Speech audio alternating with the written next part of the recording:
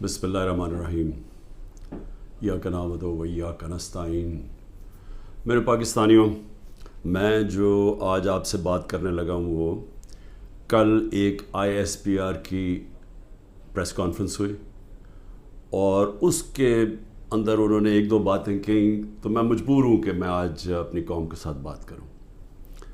جو انہوں نے بات کی کہ یہ پاکستان کے خلاف بغاوت اور اشارہ سارا تحریک انصاف کے اوپر کہ ہم نے بغاوت کی ہے، اور یہ کہ یہ پہلے سے پلان بن رہا تھا اس کا کہ ہم یہ پہلے سے ہی تیاری کر رہے تھے بغاوت کرنے کے لیے، اور یہ اپنی فوج کے خلاف یہ سارا یہ ہم نے کیا، اور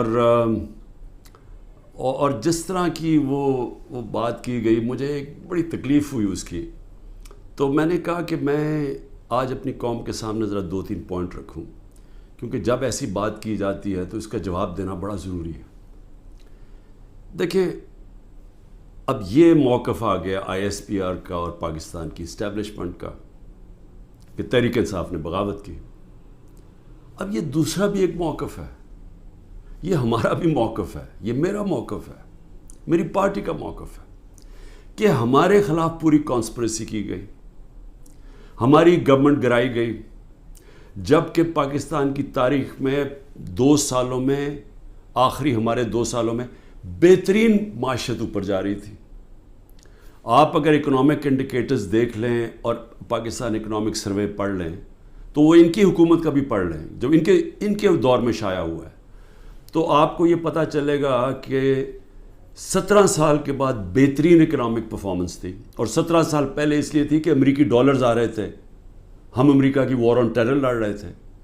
یہ امریکی ڈالرز آنے کے باوجود یہ اکانومی بڑھ رہی تھی، انڈسٹری بڑھ رہی تھی، ریکارڈ گروتھ ہو رہی تھی، اور اس کے باوجود کہ 2 سال کرونا میں ساری دنیا میں ایک بہت بڑا زوال آیا ہوا تھا، اس کے باوجود اللہ کا کرم کہ ہم نے اپنی معیشت کو بھی بچایا، ہم نے اپنے لوگوں کو بھی بچایا۔ دنیا نے اکنالج کیا کہ پاکستان نے جو قدم اٹھائے کووڈ-19 میں وہ دنیا میں مثال تھے۔ ایک امریکی ایک اکانومسٹ جو کام کرتا تھا ڈونلڈ ٹرمپ میں، اس نے کہا کہ اگر امریکہ پاکستان کی مثال لے لیتا تو کتنے 10 کھرب ڈالر بچا سکتا تھا۔ تو اس گورنمنٹ کو گرایا گیا ایک سازش کے تحت، تو یہ ہم کہہ رہے ہیں کہ ملک سے غداری ہوئی۔ اس کے بعد 25 مئی کو ہمارے ساتھ جو ہوا، کسی پولیٹیکل پارٹی سے ایسا نہیں ہوا کہ وہ لانگ مارچ کر رہی ہے اور 2 دن پہلے گھروں میں گھس کے اٹھائے جا رہے ہیں لوگ، کتنے ہزار گھروں میں پولیس گھسی رات کے صبح کے 3 بجے۔ یہ پہلی دفعہ کسی پارٹی سے ایسے ہوا۔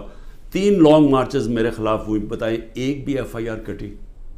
ایک دفعہ ہم نے کسی کو روکا؟ کسی کے اوپر ٹیئر گیسنگ ہوئی؟ اور ہمارے اوپر پورا ایک اٹیک آیا، ہمارے بنیادی حقوق فنڈامنٹل رائٹس کی وائلیشنز ہوئی، اور ہمارے اوپر ہی پرچے کٹ گئے۔ میں نے تب 26 کی صبح کو اپنے دھرنا کال آف کیا، کیونکہ مجھے پتا تھا انتشار کی طرف جا رہا ہے۔ جو پارٹی الیکشن چاہتی ہے وہ انتشار تو نہیں چاہتی۔ تو اس کے بعد ہمارے اوپر یہ نہیں ہوا کہ سستیاں کم ہوئیں۔ جب ہم 30 بائی الیکشنز جیت گئے 37 میں سے، باوجود اس کے کہ پوری اسٹیبلشمنٹ کی سپورٹ تھی یہ 12 جماعتوں کی، میرے اوپر قاتلانہ حملہ ہوا، مجھے قتل کرنے کی کوشش کی گئی، میں اپنی FIR نہیں کٹوا سکا۔ یہ بھی سازش تھی، کیونکہ وہ طاقتور لوگ بیٹھے ہوئے تھے، میں کچھ نہیں کر سکا۔ پھر جو JIT بنی پنجاب کی ہماری گورنمنٹ تھی، اس نے جو چیزیں سامنے لے کے آئیں، جب وہ چیزیں سامنے آ رہی تھی کہ 3 شوٹر تھے ایک کی بجائے، وہ JIT کو سیبوٹاج کیا طاقتور لوگوں نے۔ سازش تھی، کیوں نہیں JIT کو چلنے دیا۔ اس کے بعد ہمارے اوپر میرے گھر پہ حملہ ہوتا ہے۔ ہم ایشورٹی بانڈ جب دے رہا تھا میں کہ جناب میں وہاں 18 مارچ کو اسلام آباد کے جوڈیشل کمپلیکس میں جاؤں گا، کوئی قانونی جواز نہیں تھا میرے گھر پہ، 24 گھنٹے حملہ کیا، اور وہ ایشورٹی بانڈ بھی نہ لے پولیس، کیونکہ انہوں نے مجھے اغوا کرنا تھا یہاں سے۔ یہاں لوگوں کو زخمی ہوئے، سارا دن گھر اندر بیٹھ نہ سکے، 24 گھنٹے ٹیئر گیس گھروں کمروں کے اندر. کبھی کسی لیڈر سے ایسے نہیں ہوا. 18 مارچ کو پھر میرے اوپر ایک قاتلانہ حملہ ہوتا ہے. اللہ کا کرم ہے کہ میں بچ جاتا ہوں.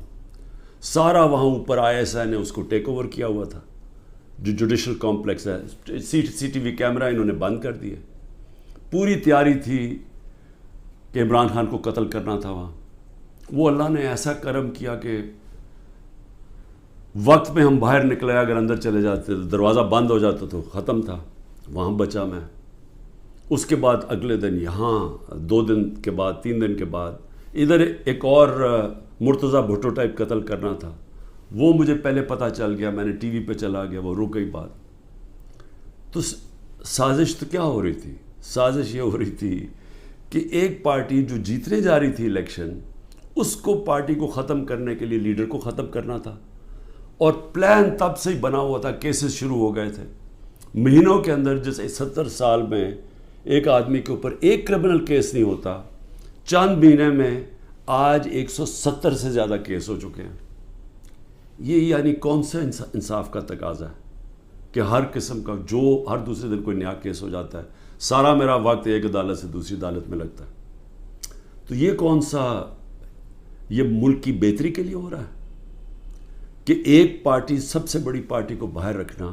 اس سے بڑی سازش کیا ہے؟ جمہوریت، سب سے بڑی پارٹی کو ختم کرنے کا مطلب جمہوریت ختم کرنا، اور جمہوریت ختم کرنے کا مطلب آزادی ختم کرنا ہے. تو یہ کیا ملک کے خلاف سازش نہیں ہے؟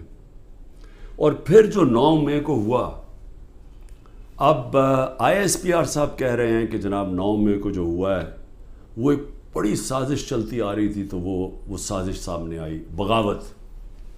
مجھے یہ بتائیں کہ میں جب یہاں سے، مجھے پتا تھا پکڑنا انہوں نے مجھے 9 مئی کو، میں اس سے پہلے ویڈیو ریکارڈ کر کے گیا کہ اگر مجھے پکڑنا ہے مجھے وارنٹ دے دیں اور میں آرام سے اپنے آپ کو آپ کے حوالے کر دوں گا.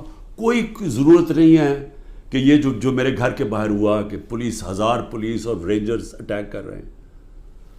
سب کے سامنے جو ہوا کہ رینجرز بھی نہیں بلکہ وہ کمانڈوز تھے، انہوں نے اٹیک کیا، شیشے توڑے. عملہ جو بیٹھا ہوا تھا رجسٹری آفس کا اسلام آباد ہائی کورٹ، اس کو مارا، وکیلوں کو مارا. مجھے لگا ڈنڈا، مجھے اس طرح لے کے گئے جس طرح کوئی دہشت گرد ہے. غیر قانونی طور پہ مجھے پکڑا. کیا یہ بھی سازش کا حصہ تھا؟ کیونکہ اس کی وجہ سے اشتعال آنا تھا لوگوں کو. اور ہمارا موقف یہ ہے کہ اس کو استعمال کر کے ایک پورا کریک ڈاؤن کیا گیا جو پہلے سے پلان تھا. ہو ہی نہیں سکتا کہ 2 دنوں کے اندر آپ 10,000 لوگوں کو جیلوں میں ڈال دیں پکڑ کے، جب سے پہلے سے پلان نہیں بنا ہوا تھا.